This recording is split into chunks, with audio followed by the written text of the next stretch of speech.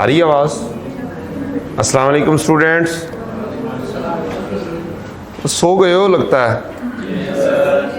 Yes sir. बिस्मिल्लाह पढ़ लें, दुरूशी पढ़ लें, फिर हम आगाज़ करते हैं जी। बिस्मिल्लाहिर्रहमानिर्रहीम। अल्लाहुम्मा सल्ली अला मुहम्मदिन व अला आलि मुहम्मदिन कमा सल्लैता अला इब्राहीम व अला आलि इब्राहीम इन्नका हमीदुम मजीद। अल्लाहुम्मा बारिक अला मुहम्मदिन व अला आलि मुहम्मदिन कमा बारकता अला इब्राहीम व अला आलि इब्राहीम इन्नका हमीदुम मजीद। रब्बि इश्रह ली सदरी व यस्सिर ली अमरी वहलुल उक़दतम मिन लिसानी यफ़क़हू क़ौली। रब्बि ज़िदनी इल्मा रब्बि यस्सिर वला तुअस्सिर व तम्मिम बिल खैर व बिका नस्तईन। अल्लाहुम्मा इन्नी अस्अलुका इल्मन नाफ़िअन व अमलन मुतक़ब्बलन व रिज़्क़न तय्यिबा। आगाज़ करते हैं हम आज के लेक्चर का। कल हमने पढ़ा था IAS 21। इसके अंदर हमने सीखा था कि दो किस्म के कोट होंगे। एक के अंदर फॉरेन करेंसी इक्वल टू 1 होगा, डायरेक्ट कोट। इसके अंदर हम मल्टीप्लिकेशन कर रहे होंगे। एक अदद इनडायरेक्ट कोट होगा जिसके अंदर लोकल करेंसी इक्वल टू 1 होगी। इसके अंदर हमने कन्वर्जन फॉरेन करेंसी से लोकल करेंसी में डिवीजन के ज़रिए करनी है। इसके अलावा हमने मॉनेटरी ट्रांजैक्शंस पढ़ी थी कि मॉनेटरी आइटम्स पढ़े थे। मॉनेटरी आइटम्स ऐसे आइटम्स जो रिसीवेबल, पेबल या कैश एंड बैंक हो, तो इसको हमने ईयर एंड पर कन्वर्ट करना होता है। ईयर एंड के स्पॉट रेट पर, क्लोजिंग स्पॉट रेट के ऊपर आपने इसको लेकर आना होता है। ये वाली बातें हमने पढ़ी थी। उम्मीद है ये वाला सवाल हो गया होगा जी। हो गया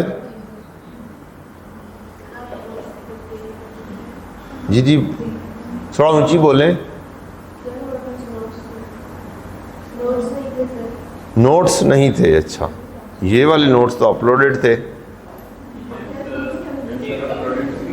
ये वाले नोट्स तो अपलोड हो गए थे। बाकी बुक शॉप वाले को मैंने वॉल्यूम 1 भिजवा दिया है। बुक शॉप वाले भाई को वॉल्यूम 1 मैंने सेंड कर दिया रात को, जिसके अंदर पहले कुछ 6 चैप्टर हैं। तो आप वॉल्यूम 1 उनसे हासिल कर सकते हैं। नहीं,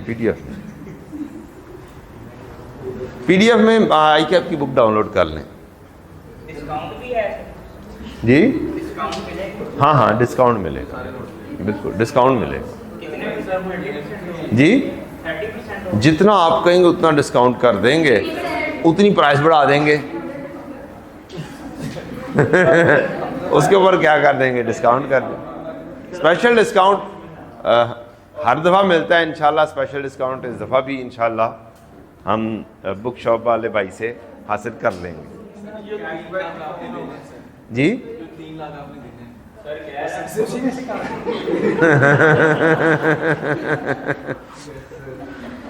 ठीक है बेटा, ठीक है, सही जा रहे हो, सही जा रहे हो। अब आ जाएं जनाब आज के सवाल पर।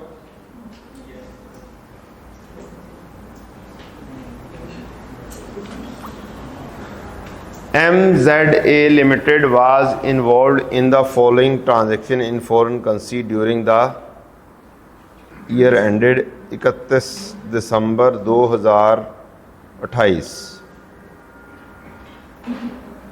MZA Limited bought equipment for 130 dinar on March 4, 2000। क्या बोला था मैंने? अच्छा, 2028, ठीक है। And paid for on August 25, 2028 in PKR। Purchase of PPE की गई है और हमारा ईयर एंड 31 दिसंबर है, तो करंट ईयर में ही परचेज है, करंट ईयर में ही पेमेंट है। मींस एट ईयर एंड रीट्रांसलेशन नहीं होगी। चलें जी, एंट्री पास करनी है इसकी। ये हमारे पास रेट्स आ गए। दिनार वाली कहानी है। General entry for MZA limited for the above transaction clearly stating the amount of exchange gain और loss. MZA uses perpetual inventory system of, चलें जी एंट्री पास करें जल्दी जल्दी।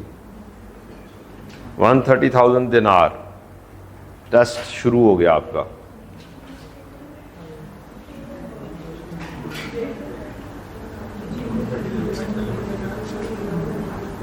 रेट भी दिखाने हैं आपको। 130 का तो पता चल गया 4 मार्च है। ये लें 4 मार्च को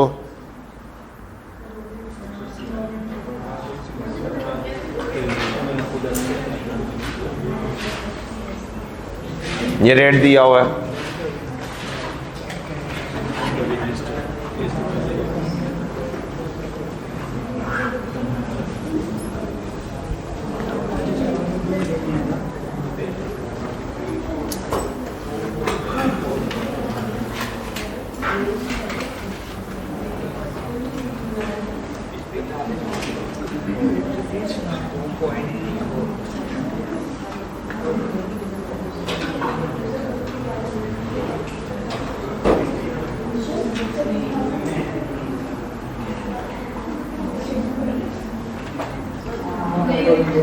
टेस्ट शुरू हो चुका हुआ है, जल्दी जल्दी एंट्री पास करनी है।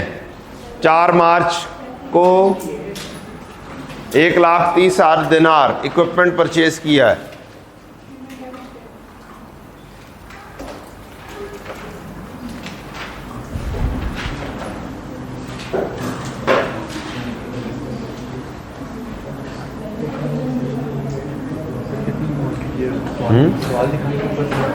$130,000 1,30,000 दिनार रेट अवेलेबल है। पेमेंट 25 अगस्त को हो रही है।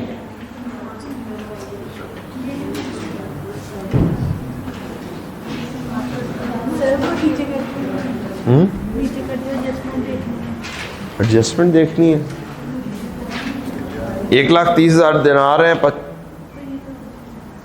4 मार्च को परचेज किया, 25 अगस्त को पेमेंट है।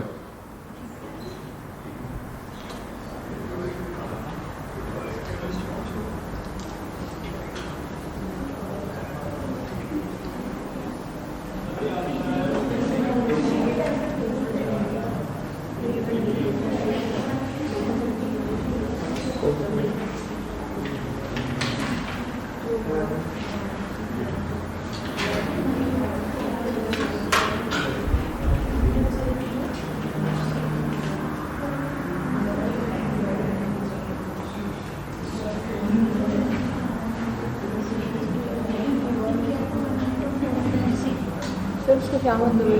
क्या इक्वल्स टू 1 है? क्या इक्वल्स टू 1 है?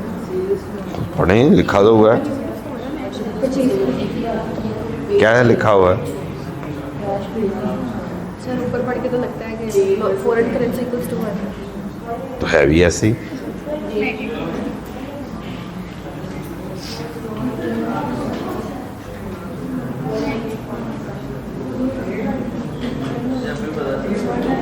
हेडिंग ₹1000।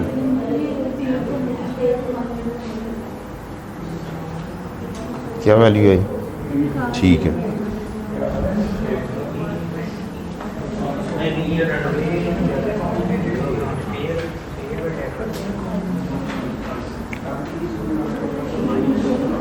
करें जी शुरू फिर।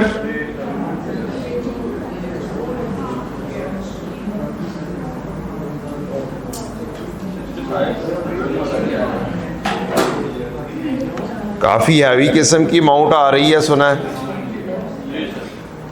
इसलिए हम ₹1000 में कर लेते हैं।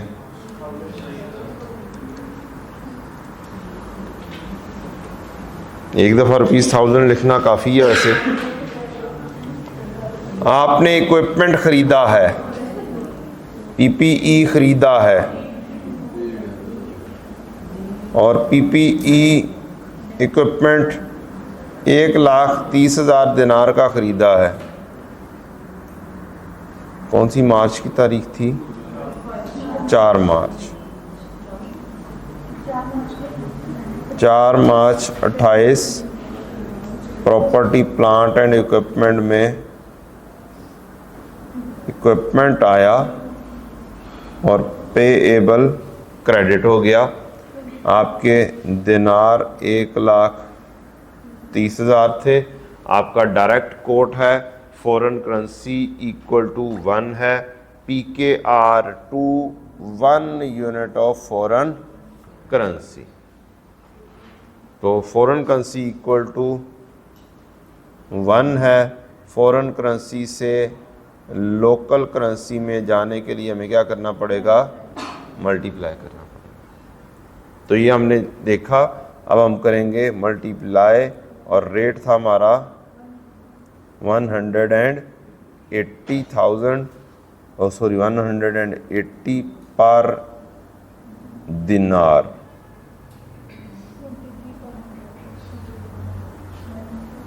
जी कितना, 23,400 इन रुपीज़ 1000। इसके बाद आएगा 28 अगस्त 25 अगस्त 25 अगस्त को इसकी हो रही है पेमेंट।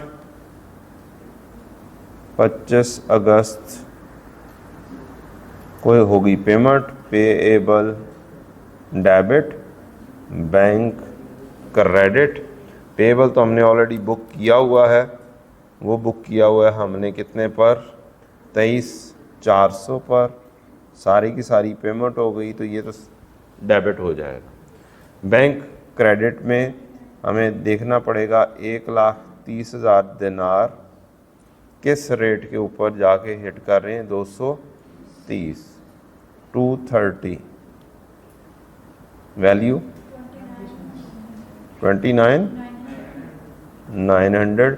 तो आपका आ जाएगा एक्सचेंज लॉस, जो कि आप प्रॉफिट एंड लॉस में लिख देंगे। कितना बना, 6,500। नहीं बेटा, एक्सचेंज गेन लॉस कहाँ पर जाना है, प्रॉफिट एंड लॉस में जाना। ए नोट्स इंट्रोडक्शन थ्योरी दोबारा से दिखाते हैं आपको।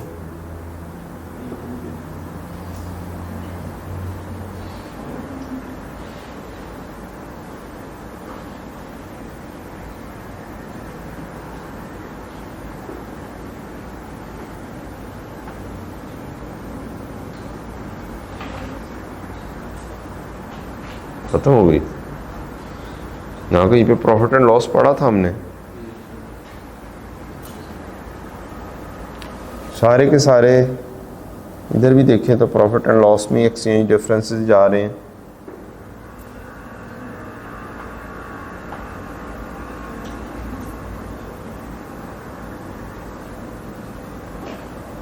और कहाँ पे पढ़ा था,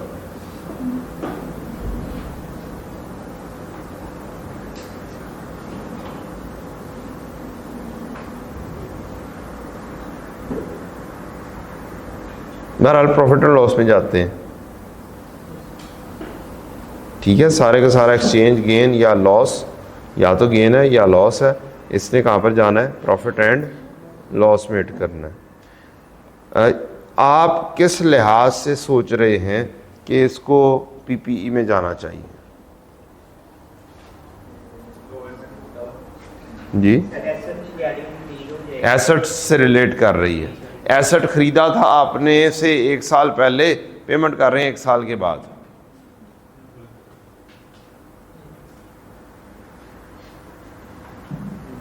एसेट खरीदा था पहले साल में, पेमेंट कर रहे हैं किस्तों में over the span of 4 years। Then what, 4 साल यही काम करते रहेंगे, आओ पीपी आओ पीपी नहीं। कहाँ पे जाना चाहिए, प्रॉफिट एंड लॉस। शायद थोड़ी सी लॉजिक भी आपको क्लियर हो गई। ठीक है जी, चलें, प्रॉफिट एंड लॉस में जाना है, एक्सचेंज डिफरेंस जितना भी है। अदरवाइज तो इंसान ना बस अकाउंटिंग कर चुका,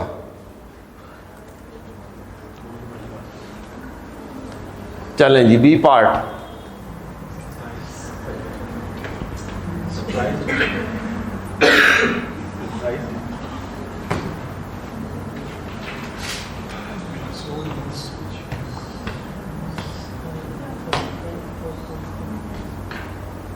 करम में है जी अब कहानी, नई करेंसी है करम।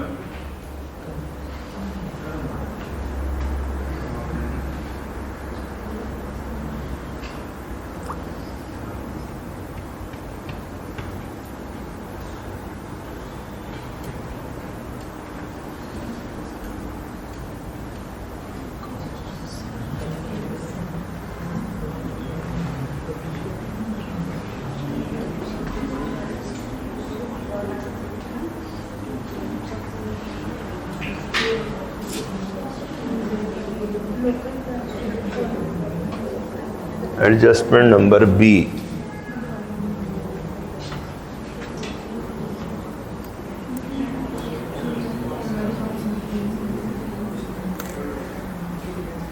Adjustment number B, journal entry दरकार है। Rate, good. पहली एंट्री में रेट की जरूरत है तो फिर कर लो ना, फिर हो गई है, गुड। करम है 20 और 19, 27 फरवरी का 20, 25 मई का 19 और 31 दिसंबर का 22। 20, 19, 22।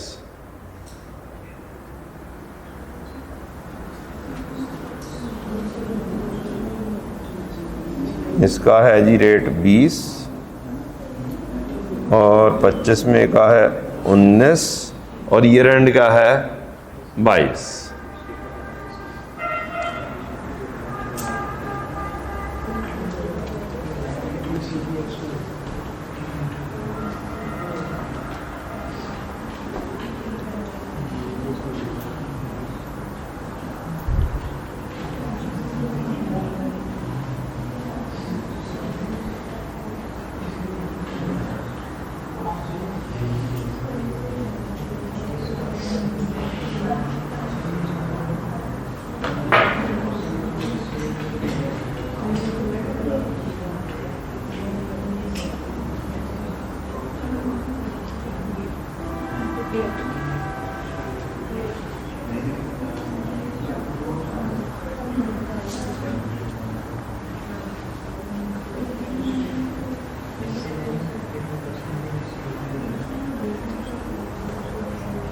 पहली एंट्री तो ठीक है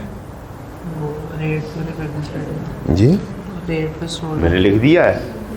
इस तारीख का रेट 20 है, इस तारीख का रेट 19 है।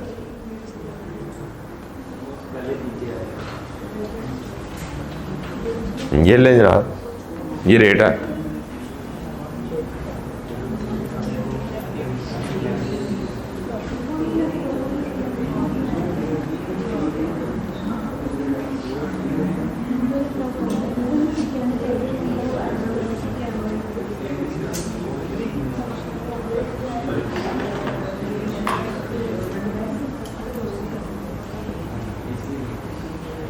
सोचने वाली ट्रांजैक्शन है ना।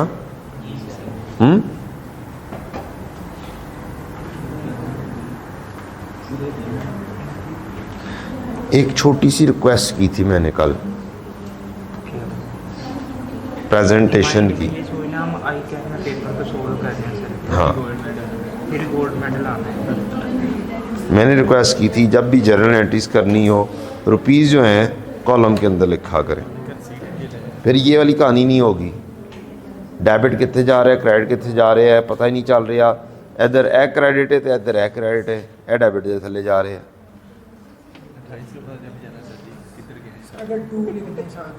वो 28 की कहानी बाद दी असी उदों ते कर 3 चैप्टर मुका चुके होने ने। नहीं, वो तो इंशाल्लाह उम्मीद पे दुनिया का है। अल्लाह करे पास हो जाए आप लोग। सर जी अगर टूल ही कितने साथ है, पता नहीं चल रहा था कि ये क्रेडिट है। बेटा लिख भी दें जो मर्जी हो जाए, एग्जामिनर के लिए अपने लिए आसान, अपने लिए और एग्जामिनर दोनों के लिए आसानी करनी है कि नहीं करनी। वो आसानी कैसे है? दूर से नज़र आना चाहिए, आपको भी दूर से नज़र आना चाहिए कि आपने क्या पेएबल बुक किया हुआ है, क्या रिसीवेबल बुक किया हुआ है। ये भी एक टाइम मैनेजमेंट की कहानी होती है कि अपने लिए भी आसानी है, एग्जामिनर के लिए भी आसानी। और जब बचपन में पढ़ा था जर्नल एंट्री, तो सबसे पहले यही फॉर्मेट पढ़ा था आपने, date, description, debit and credit. तो जर्नल एंट्री जहाँ पर भी होती है वो जर्नल के अंदर ही की जाती है, उस फॉर्मेट में ही की जाती है। ठीक है, इसलिए रिक्वेस्ट करता हूँ, डेट की तो चलो खैर है, ये रुपीज़ वाली खैर नहीं होती है, इसने बार बार रीअसेस होना होता है। उम्मीद है सब बंदों ने एंट्री पास करने की कोशिश कर ली है। 90% स्टूडेंट की गलती हो सकती है, नो इशू। पहली एंट्री ज़्यादातर की ठीक है, कोई वैल्यूएशन, कोई वर्किंग नहीं, दिमाग में नहीं, दिमाग में क्या चल रहा है एग्जामिनर को नहीं पता, नंबर 1। नंबर 2, अगर गलत वैल्यू लिखी गई है, वर्किंग ठीक है, आपको मार्क्स मिल जाएंगे।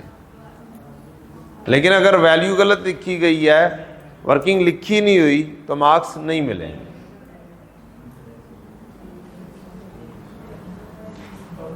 ये कहां से एंट्री बना रही है, जबकि उधर तो सामने लिखा हुआ है कि कितने में बेचा है, पीकेआर में बताया हुआ है।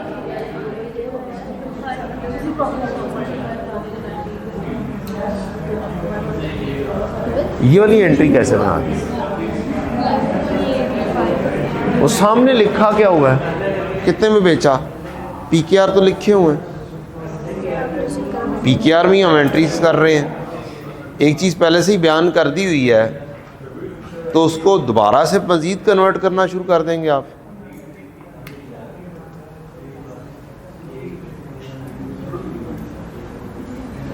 वो तो कन्वर्ट होने के बाद वाली वैल्यू लिख दी हुई है।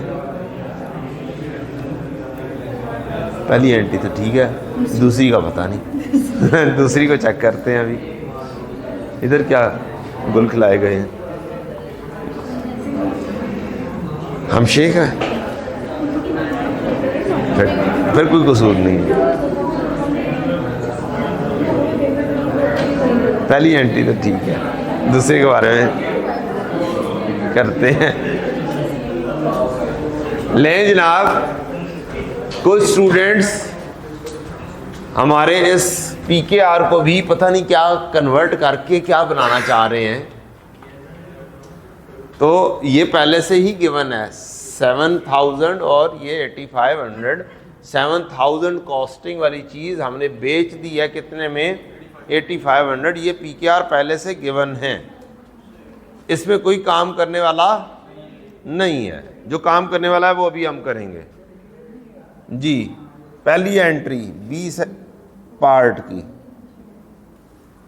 आप खुद ज़रा सोचें, जिस तरीके से आप काम कर रहे हैं उस तरीके से अगर काम किया हो, या जिस तरीके से ये कॉलम बने हुए हैं इस तरीके से काम किया हो, विच प्रेजेंटेशन इज बेटर? मैंने सिर्फ पूछा है विच प्रेजेंटेशन इज बेटर।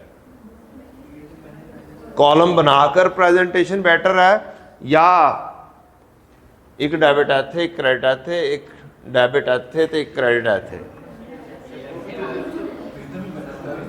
ओ ये तो आपका तो फिर बहुत अच्छा डेबिट एंड क्रेडिट लिखा हुआ है। मैंने तो ऐसी साइंसें देखी हुई हैं कि एंट्री लिख दी है, एग्जामिनर खुद समझे डेबिट केड़ा है तो क्रेडिट केड़ा है। मींस ये यहां पर लिखा हुआ है, क्रेडिट इधर करके लिखा हुआ है,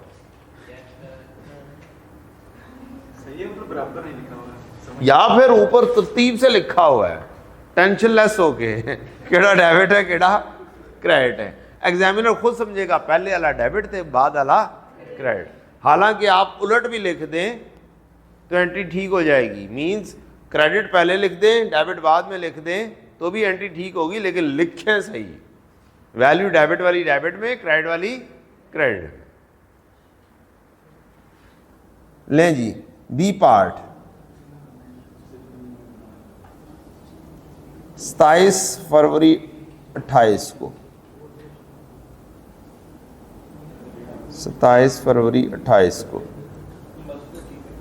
रिसीवेबल डेबिट, सेल्स या रेवेन्यू क्रेडिट, और इसकी वैल्यू तो क्वेश्चन में डायरेक्टली अवेलेबल है। PKR में हम काम कर रहे हैं, PKR में हम काम कर रहे हैं, रुपीस में हम काम कर रहे हैं। ये पहले से ही गिवन की हुई है वैल्यू 8500 और बड़ा वाज़े तौर पे लिखा हुआ है PKR, और इसकी कॉस्ट है 7000, कॉस्ट ऑफ सेल्स डेबिट और इन्वेंटरी क्रेडिट 7000।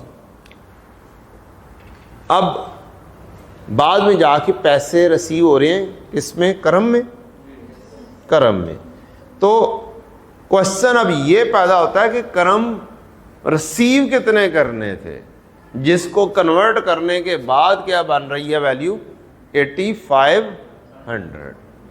हमने क्वेश्चन में एक चीज देख ली है कि कोट कौन सा है, डायरेक्ट कोट है, ऐसे ही है, ये देखा ना, ये पढ़कर हमने देखा है डायरेक्ट कोट है, फॉरेन करेंसी इक्वल टू 1 है। इस केस के अंदर हम क्या करते हैं, जो फॉरेन करेंसी होती है उसको मल्टीप्लाई कर देते हैं किससे, रुपीज पर foreign currency, equal to answer आता है किसमें, रुपीज। तो अगर आपके पास रुपीज वाली वैल्यू पहले से बता दी जाए और रेट आपके पास हो 20 का, तो अब अगर आपको फॉरेन करेंसी फाइंड करनी है तो फिर वो किस तरीके से फाइंड हो जाएगी, 8500 डिवाइडेड बाय 20 करके फॉरेन करेंसी फाइंड हो जाएगी। ठीक है, तो एक और आसान सा रूल ये है कि जब आपने एक रूल बना लिया है डायरेक्ट कोट का कि आपको फॉरेन करेंसी से लोकल करेंसी में कन्वर्ट करना है, जबकि फॉरेन करेंसी इक्वल टू 1 है, तो आपने रूल बनाया है मल्टीप्लिकेशन का। तो जब इसके ऑपोजिट कहानी हो जाएगी, लोकल करेंसी से फॉरेन करेंसी फाइंड करनी होगी, तो रूल भी क्या हो जाएगा, उसके उलट हो जाएगा। अगर स्पीड में काम करना हो तो जल्दी जल्दी काम करना है ना हमने पेपर में, तो पहले से पता होना चाहिए, इतना ज़्यादा सोचना ना पड़े आपको। फॉरेन करेंसी से लोकल करेंसी का रूल हमने सीखा है और वही याद रखना है। जब इसके उलट करेंगे तो रूल भी क्या करना पड़ेगा, रिवर्स करना पड़ेगा। व्हाट द पॉइंट, सीख हमने लिया, ये काम करके सीख लिया कि रूल कैसे रिवर्स हो रहा है। तो अब क्या करना पड़ेगा, आपको लोकल करेंसी से फॉरेन करेंसी में कन्वर्ट करने के लिए डिवीजन करनी पड़ेगी। तो आप यहाँ पर आएंगे और कहेंगे 8500 डिवाइडेड बाय 20 था ना, ये 19 था, 20 था, ये 20 कितना, 425 करम इन 1000, क्योंकि हम काम 1000 में कर रहे हैं, लिहाजा ये 1000 में ही आ गया। Then we will make a payment कब हो रही है, 25 मई 28।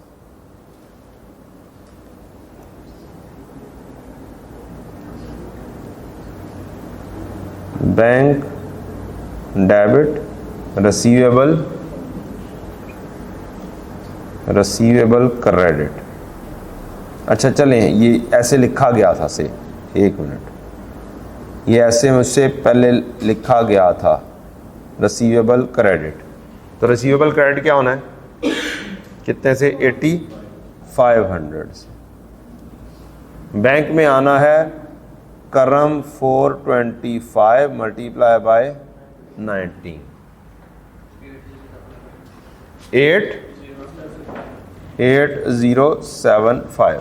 अब मैंने दरमियान में प्लेस खाली नहीं रखी एक्सचेंज गेन या लॉस की, दरमियान में एक लाइन खाली रखें, डेबिट आए तो डेबिट लिख देते हैं, क्रेडिट आए तो क्रेडिट।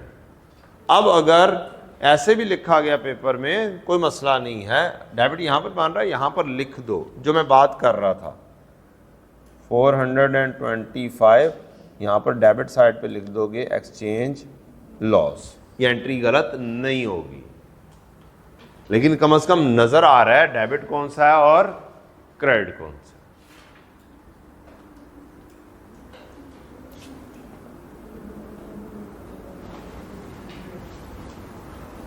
अब इसके अंदर डेबिट बाद में लिखा गया, क्रेडिट के लिखा गया।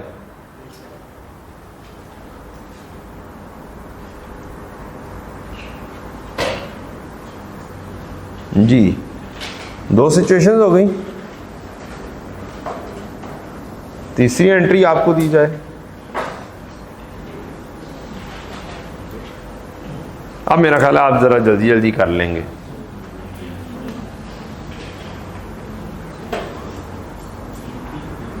सैरल करेंसी है जी,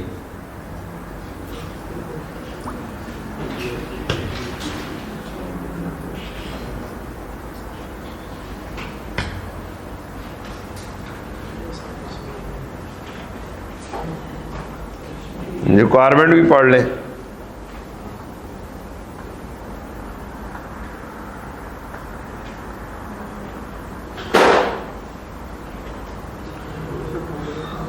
सैरल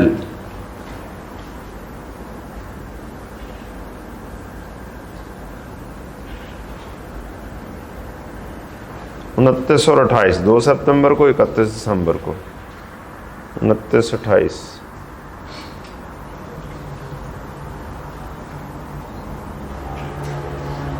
अब ये वाली एंट्री तो जल्दी जल्दी हो जानी चाहिए।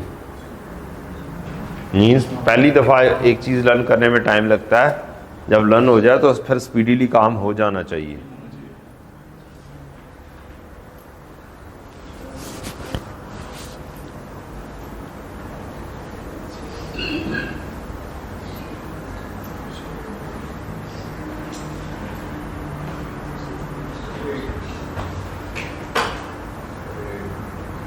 रेट पहली डेट का है 2 सितंबर का, सैरल का 29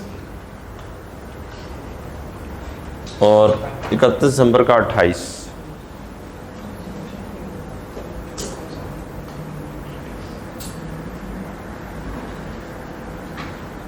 आप इस वक्त सी ट्रांजैक्शन कर रहे हैं।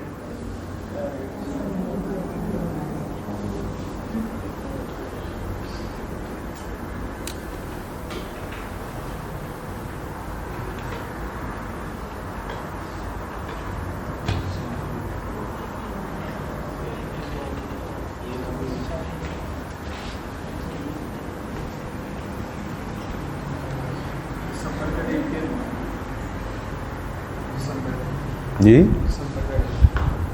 दिसंबर का रेट 28 था, 28 है।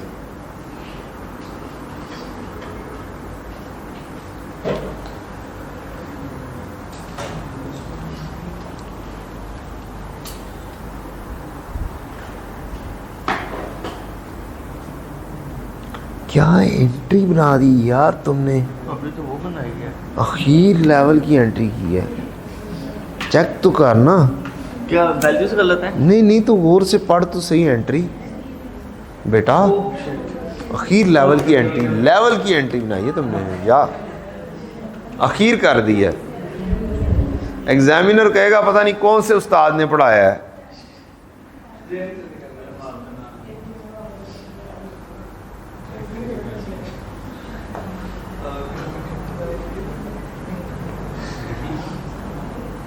मेरी भी बेइज्जती करवाएगा तू। सही हो गया, अब सही हो गया।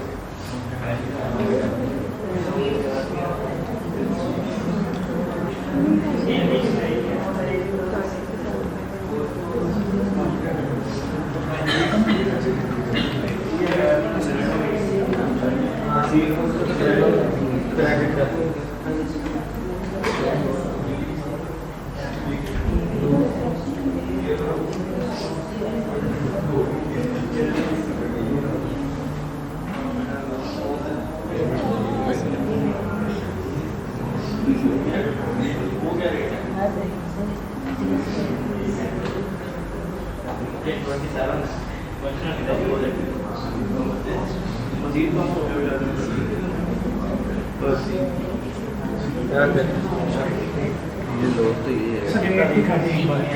ढाई तो 29। डेट अच्छा जी, ज़रूर ज़रूर जनाब।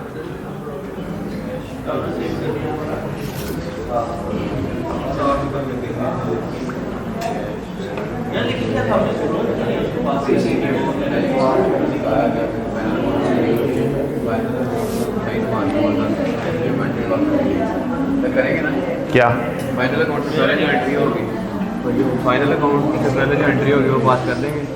ईयर एंड जो 31 दिसंबर है, ईयर एंड के ऊपर नहीं होगा ना कुछ? ईयर एंड के ऊपर कर दी एंट्री। हाँ उसके बाद फिर वो लिखा हो रहा है ना फाइनल अकाउंट 28 मार्च को होगा, हाँ हाँ, तो उससे पहले वाली जो एंट्री होगी सीएस की वो करनी है कि नहीं? बताओ है रिक्वायरमेंट में पढ़ा देता हूँ। रिक्वायरमेंट क्या है? रिक्वायरमेंट पढ़े, रिक्वायरमेंट के मुताबिक काम किया जाता है। अगर ईयर एंड स्पेसिफाई कर दिया होता तो बस ईयर एंड तक चलना था। अब ईयर एंड स्पेसिफाई नहीं किया हुआ, इसका मतलब है जितनी ट्रांजैक्शंस हो सकती हैं उतनी सारी ट्रांजैक्शंस करनी। दो चीज़ें होती हैं, अगर यहाँ पर ईयर एंड स्पेसिफाई कर देता 31 दिसंबर 18 तक एंट्रीज करनी है, तो हमें स्पेसिफाई होके उस तारीख तक बस करना था, चाहे इन्फॉर्मेशन अगले साल की भी दे दे। अब उसने यहाँ पर ईयर एंड डिफाइन नहीं किया, उसने कहा जनरल एंट्रीज करो ऑफ दिस कंपनी। तो अगर 2 सालों पर भी मुहित हो रही है एंट्रीज, तो फिर 2 सालों की एंट्रीज करेंगे।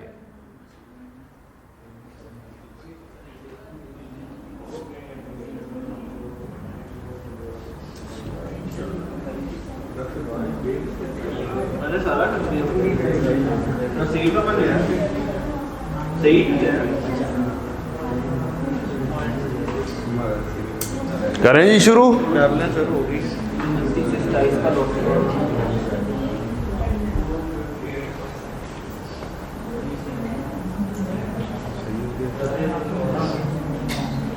Receivable sales cost of sales, ठीक है।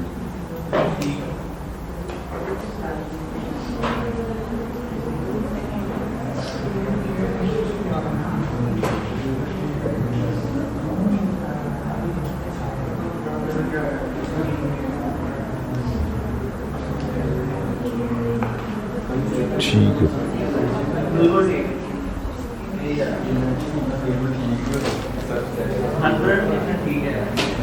Let's start. हमने चीज़ें ही बेची हैं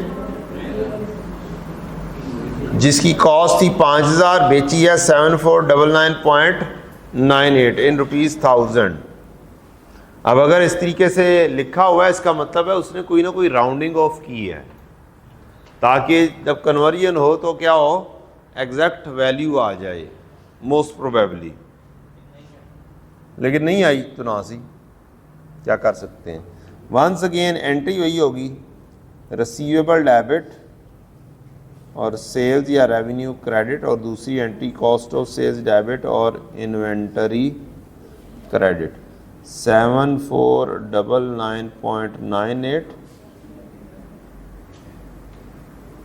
और कॉस्ट ऑफ सेल्स 5000 थी, 5000 5 मिलियन थी, जिसे हमने 1000 में लिख दिया। अब रिसीवेबल ये जो आ रहा है, सिर्फ और सिर्फ ये एक मॉनेटरी आइटम है, इसी ने रिसीव होना है। इसकी फॉरेन करेंसी हमें कन्वर्ट कर कर बनानी है 7499.98 डिवाइडेड बाय क्या था 28 और 29, 2 सितंबर को 29 रेट है,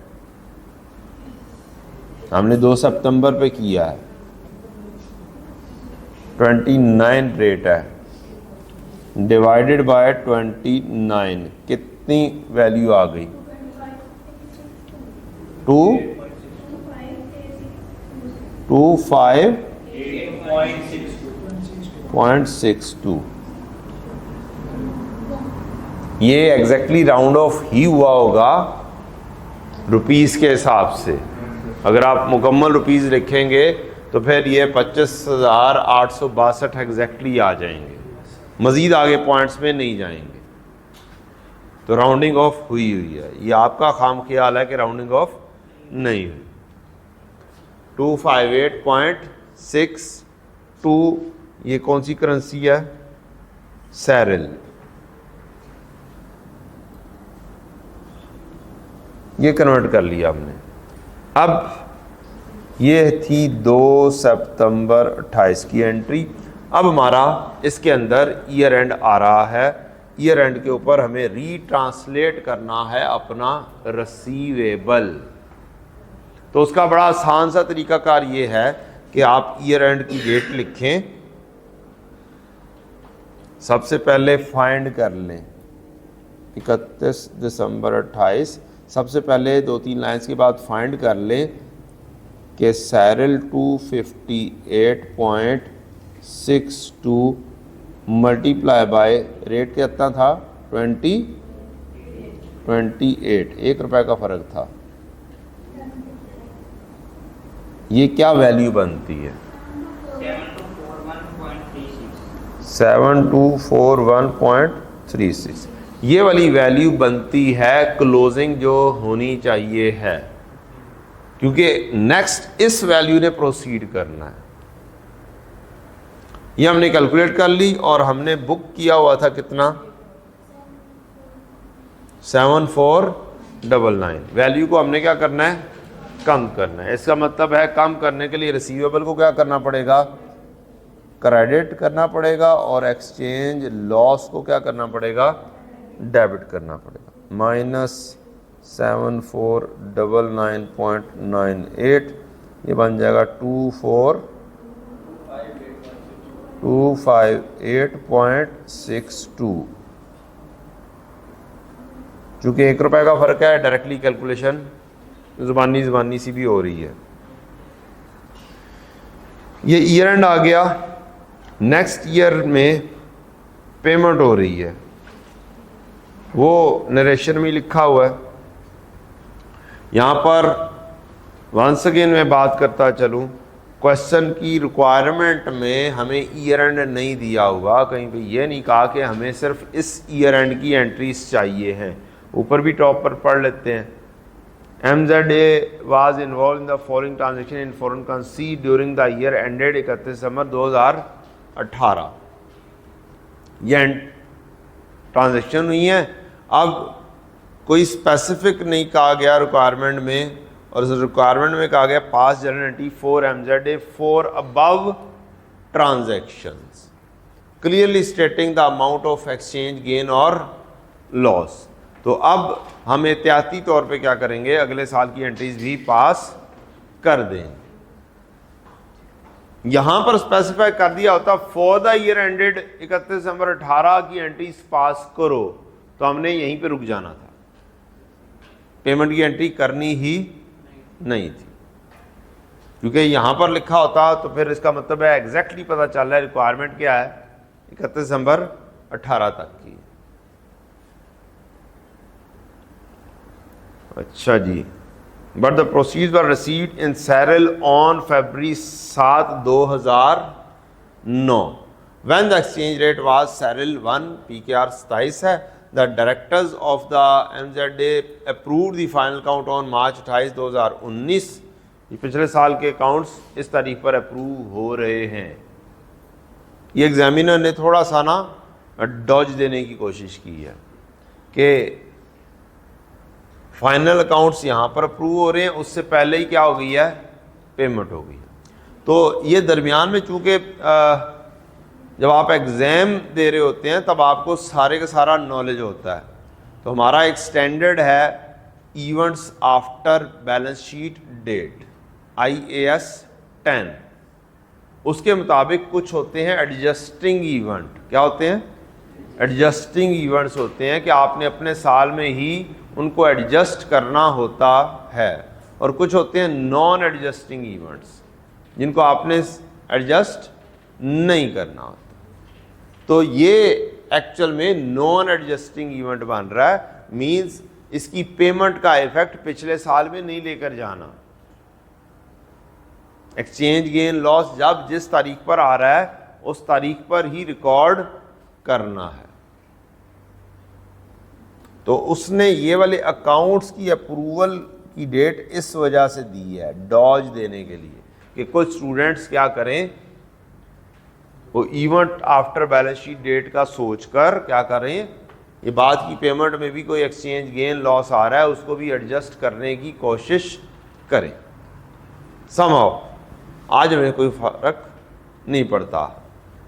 आज तुम्हारा नॉलेज क्या है? फिलहाल लिमिटेड है। हमने 27 फरवरी 19 को क्या करना है? पेमेंट करनी है।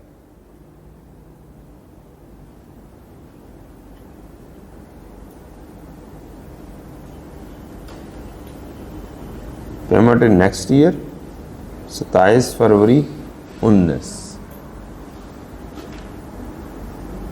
Bank debit, receivable credit. अब रिसीवेबल हमारा यहाँ पर पहुँच गया हुआ है 7241.36, और एक्चुअल में पैसे लेने हैं हमने सैरल 258.62 मल्टीप्लाई बाय 27, 6982.74, और फिर से एक्सचेंज लॉस आ जाएगा 258.62। चूँकि एक रुपए का फ़र्क है इस वजह से ये डायरेक्टली कैलकुलेट ज़बानी भी हो रहा है जी। नेक्स्ट ट्रांजैक्शन कितनी हो गई? ट्रांजैक्शन 3 हो गई हैं। अब एक रह गई है हमारी डी वाली ट्रांजैक्शन।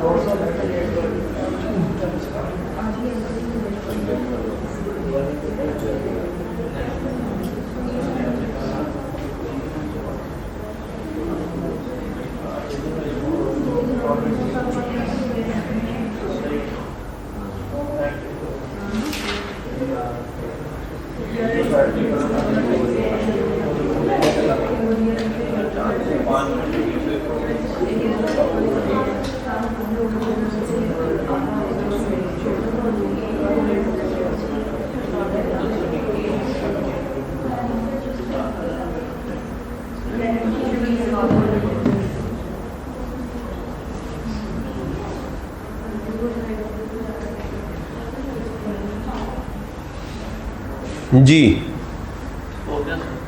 हो गया, डन, ओ गुड। हस्बे मामूल लॉस करा के बैठे हुए हैं यार, ये अच्छी बात नहीं है। अब आपने क्या किया है, उधार ले लिया है, बोरो कर लिया है, रोल एंड चार्ज 126 रुपीज़ 1000 में है तो 426 कर लेना हम, 25 में पे and is repayable in 2 years time. ठीक है, bank debit loan credit entry हो जाएगी और रेट है हमारा 440।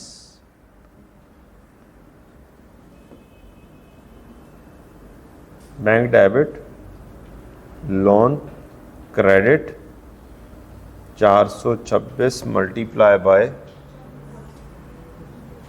40, 25 में को लोन लिया, बाद में 42 पे लेके जाना है, 40 था, वैल्यू क्या आ गई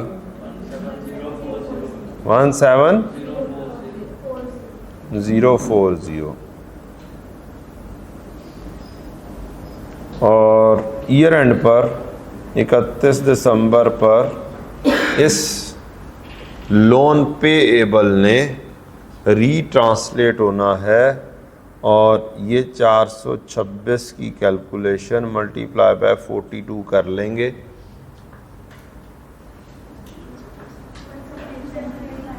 वन 17892।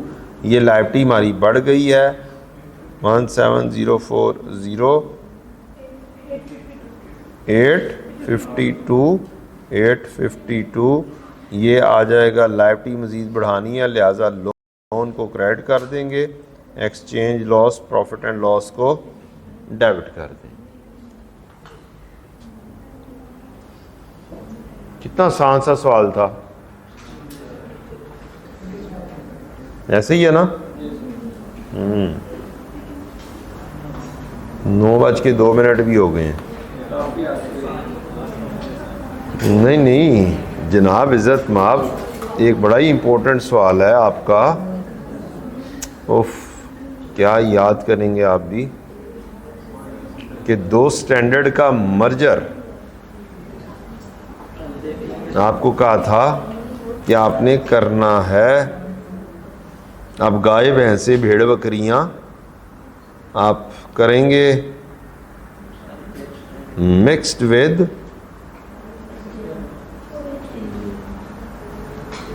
IAS। लें जनाब, ये क्या है जी आपका IAS 41 विद IAS 21। कह सकते हैं आप ऑस्ट्रेलिया से गाय मंगवा लेंगे। समझ लग गई? नहीं लगी? गाय वैसे पेट पर क्रिया नहीं पड़ी ना। तो अब अगर आपको चाहिए हो कैटल और वो हो इम्पोर्टेड, तो उसके अंदर क्या आ जाएगा, IAS 21 शामिल हो जाएगा। ये आपका है target as a home work.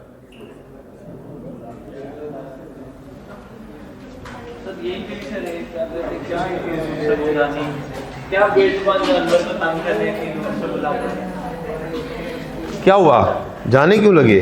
बस छुट्टी है। नहीं, छुट्टी नहीं, 1 मिनट जो पढ़ा है उसको तो पढ़ाने दो। वो पढ़ तो लिया यार, आज सैटरडे है, ऑडिट की क्लास 9:15 बजे होती है। बस करने का भी पढ़ लिया।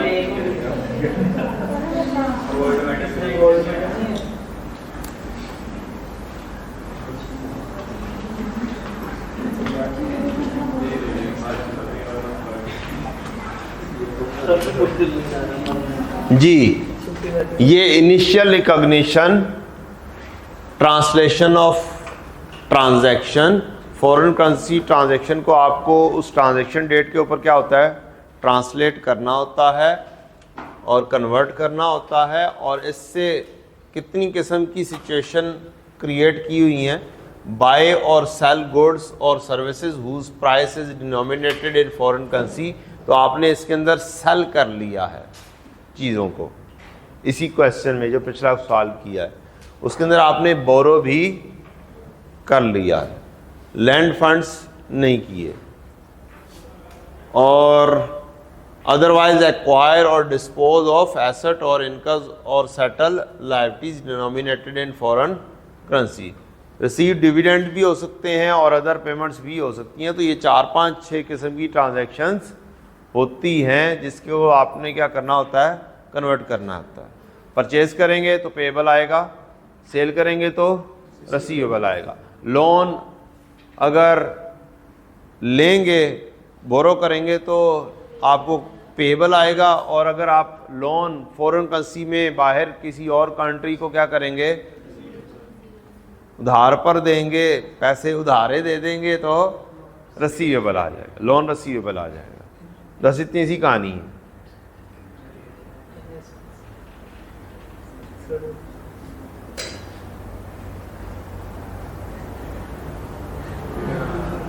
खत्म कहानी है। बस सही है सर। हाँ बस इतनी थोड़ी सी।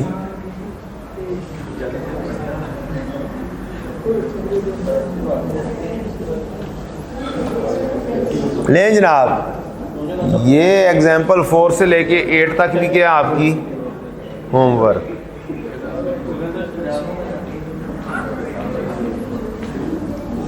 उम्मीद है कि नेक्स्ट क्लास में ये वाला स्टैंडर्ड भी क्या हो जाएगा, बाय बाय हो जाएगा।